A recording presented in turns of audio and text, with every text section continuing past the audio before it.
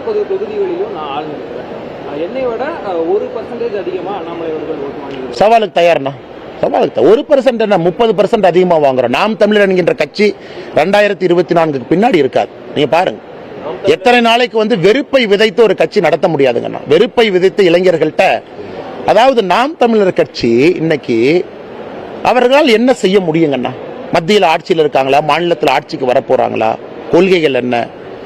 தனி மனித அடிப்படையில் எப்பவுமே சீமான் அவர்களுடைய கருத்துக்கு பல இடத்துல நான் ஆதரவு சொல்லியிருக்கேன்.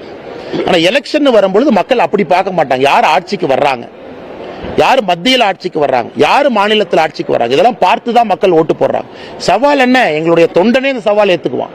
அதெல்லாம் தயாரா இருக்கும் எல்லாத்துக்கும். என்னங்கண்ணா, அண்ணாமலை ஒப்பீனியன் உங்களுக்கு தெரியும், பாரதிய ஜனதா கட்சியினுடைய டெல்லி ஒப்பீனியன் உங்களுக்கு தெரியும், பாரதிய ஜனதா கட்சி ஒப்பீனியன் உங்களுக்கு தெரியும். அதனால் என்னுடைய கருத்துக்கள்